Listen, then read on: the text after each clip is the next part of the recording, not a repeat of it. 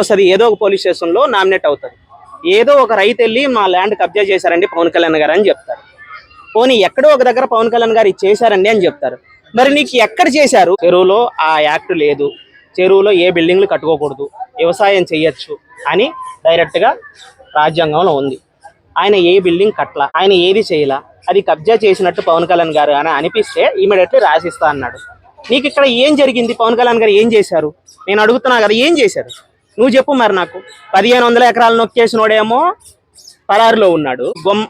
గొల్ల బ్రహ్మనాయుడు అని చెప్పే వ్యక్తి ఆంధ్ర నుంచి వచ్చి ఇక్కడ వాడి ఇక్కడ నొక్కేసి ఎవడు మాట్లాడ్డా?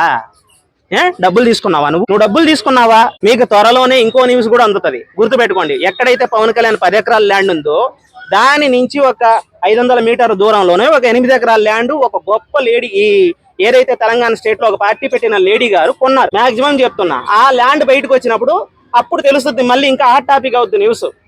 చూడండి, మీకు ఈ రోజు అక్కడ జరిగిందా, ఆయన చేశాడా, చెయ్యలేదా?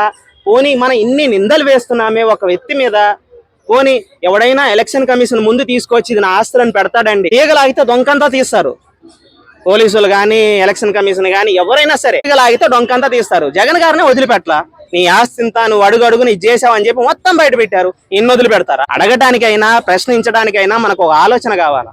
జనాలు చూస్తున్నారు. ఒకప్పుడంటే మనకి ఏమీ లేదు, పర్లు టీవీలు వార్తలు తప్పితే ఏమీ మనకు తెలీదు. ఇప్పుడు అందరి చేతిలో ఫోన్లు ఉంది, ఫోన్ ఎత్తితే మనకు కనిపిస్తుంది. నువ్వు ల్యాండ్ దగ్గరికి వెళ్ళి ఇది జరిగిందా అది జరిగిందా, నువ్వు ఎంతసేపటికి ఈ ల్యాండ్ గురించే మాట్లాడుతున్నావు కానీ నీ పక్కన ఉన్న రిజిస్ట్రేషన్ ఉన్న ల్యాండ్ గురించి ఎందుకు మాట్లాడలేదు? నేను చెప్తున్నాను కదా, కాన్ఫిడెంట్ ఉన్నవాడికి కట్అవుట్ తో పని లేదు అన్నట్టుగా పవన్ కళ్యాణ్ గారి ముందు అందరికి గాలే. నేను చెప్తున్నాను, అందరికి గాలే. ఆయన గాలి దెబ్బకి వీళ్ళు తట్టుకోలేరు. ఆయన ఒక తుఫాన్ లాంటోడు. గమ్మ వచ్చి ఆయన రానంత వరకే బాగుంటది, ఆయన వచ్చిన తర్వాత మొత్తం నాశనం చేసి పెట్టి వెళ్తాడు. నేను చెప్తున్నాను కదా, చెట్లు కూలుద్దా బిల్డింగ్లే కూలుతాయో తుఫాన్గా అవన్నీ పట్టించుకోదు. అలాగే నువ్వు ఉంటావా పోతావా నాకు అవసరం లేదు.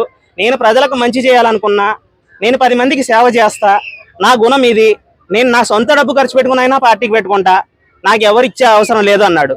ఇక్కడ ఏ రాజకీయ నాయకుడు చెప్పాడండి? తెలంగాణలో ఇన్ని సంవత్సరాల నుంచి పాలిస్తున్నారు, ఎంతమంది ఉద్యోగాలు వచ్చేసాయి యువతకి? ఈ రోజు నువ్వు పవన్ కళ్యాణ్ ప్రశ్నిస్తున్నారు, పవన్ కళ్యాణ్ తిడుతున్నారు. నేను అందరినీ క్వశ్చన్ వేస్తున్నా, తెలంగాణలో ఎంతమంది ఉద్యోగాలు వచ్చేసాయి, ఎంతమందికి ఇండ్లు కట్టించేశారు? వైఎస్ రాజశేఖర రెడ్డి గారు చనిపోయిన దగ్గర నుంచి తెలంగాణ పాలకులే పాలిస్తున్నారు కదా, మరి వాళ్ళని కదా అడగాల. మీరు ఏం చేశారు ఈ రోజు పవన్ కళ్యాణ్ గారి గురించి మాట్లాడటానికి అని? ఎంతవరకు సమావేశం? అది కరెక్ట్ కాదు కదా. ఇప్పుడు అందరూ చూస్తారు, తెలంగాణ ప్రజలే కదా, ఆంధ్ర టోటల్ తెలుగువాడు అన్నవాడు ప్రతి వాళ్ళు వీడియోలు చూస్తారు. ప్రతి వాళ్ళకి నేను సవాల్ విసురుతున్నా, తెలంగాణలో ఎక్కడ కబ్జా చేశాడు పవన్ కళ్యాణ్? చెప్పాడు, కబ్జా చేసినట్టుంటే డైరెక్ట్ గా నేను గవర్నమెంట్ కి రాసిస్తా అన్నాడు. మరి 1500 ఎకరాలు కబ్జా చేసి మరి వాళ్ళని అడగలేదే? మరి తెలంగాణ ప్రజలు వాళ్ళని కూడా నిలదీయాలి కదా. ఏ పార్టీ లీడరు కబ్జా చేశాడో ఆ పార్టీ నాయకుడు తక్షణమే తెలంగాణకు వచ్చి సమాపన చెప్పాలి. మరి పవన్ కళ్యాణ్ గారు క్లారిటీగా చెప్పేశారు. మరి ఇలాంటి పనులు తెలంగాణ మీద చేసినప్పుడు మీరు ఎలా వదిలేస్తారు తెలంగాణ వాళ్ళు?